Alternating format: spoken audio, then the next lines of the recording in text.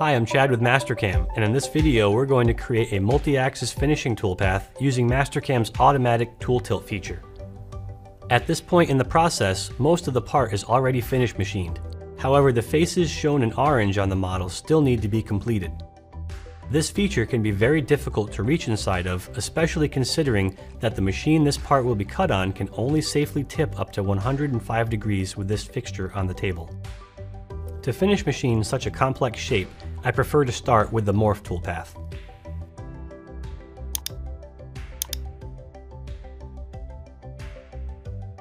I'll select my from and to curves first,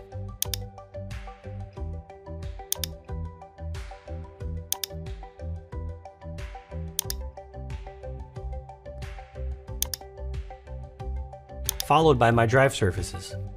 Selecting the drive surfaces is simple. I can launch the color quick mask, and using the selection arrow, I'll click one of the orange faces. Mastercam automatically selects all the other faces that are the same color. Using tools like Change Face under Model Prep to color code the various regions and features on your part is a great habit to get into. Not only can it make visualizing your programming workflow easier, but it really streamlines geometry selection when creating a toolpath. Since this is a finishing toolpath, I'll decrease the step over to 10 thousandths.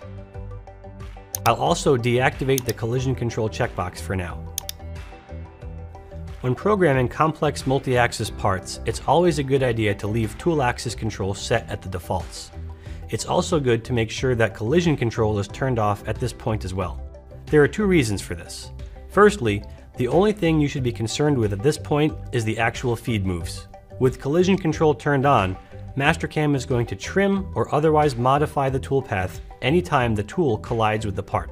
That's going to make it much harder or even impossible to accurately understand what the cut pattern is doing. Secondly, the regeneration time of the toolpath will be shorter, which means you can work faster when getting the cut pattern configured.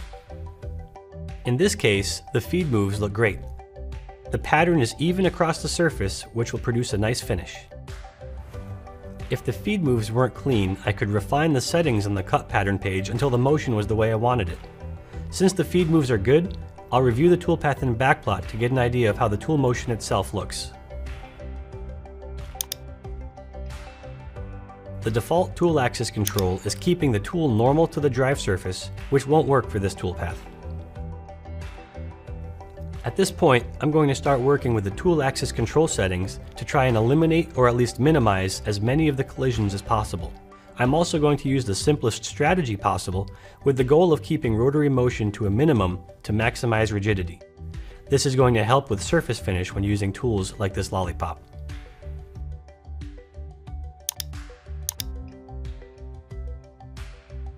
On the tool axis control page, I'll change the strategy to fixed angle to axis. Looking at the gnomon in the lower left of the graphics window, I can tell that I need to set the tilt angle axis to be X. I'll also set the angle to 180 degrees since I'm cutting on the left side of the part.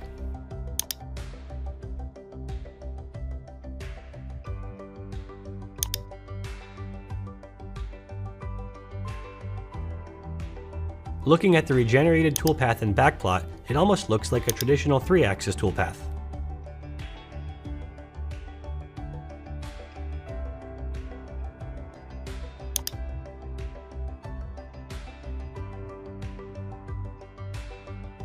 There are still clearly collisions happening, so now it's time to activate collision control.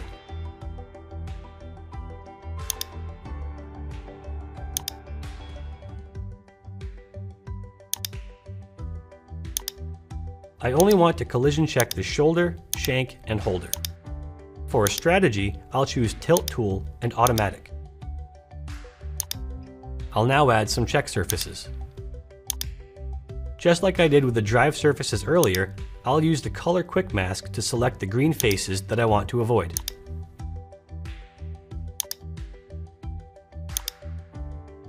Let's stop for a second and cover a few concepts to keep in mind when using collision control. For this operation, the check surfaces that I've selected are not the same surfaces as the ones I want to machine, so I've turned off flute. Here's why.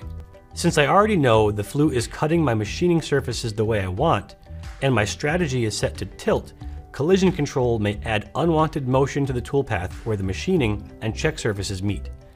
Additionally, if I didn't turn off flute and my stock to leave value is greater than 0, I wouldn't be able to cut the entire machining surface. This is because the additional stock to leave on the check surfaces would overlap onto the machining surfaces, keeping the tool from cutting up to the point where these surfaces meet. Lastly, turning off collision checking for things we don't need to worry about will also speed up the regeneration time of the toolpath. So now let's look at a situation where the check and machining surfaces are the same. In this configuration, I would want to enable the checkbox for the flute. I would set the stock to leave value to 0, which would drive the flute of the tool directly on the machining surfaces. The additional clearance values for the shoulder, shank, and holder will be added as offsets to that stock to leave value. With these concepts in mind, let's go back to the part file and finish setting up collision control. I'm going to uncheck Extend Tool to Infinity to help improve the tool control in the undercut areas at the top of the feature.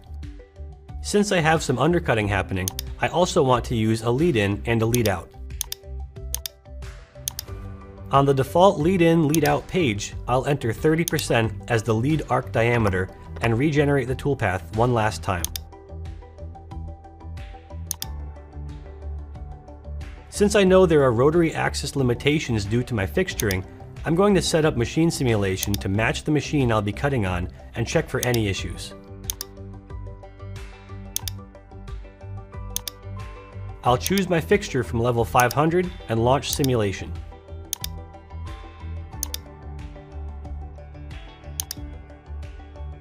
The motion looks smooth, there are no machine collisions, and note how efficient the tilting motion is.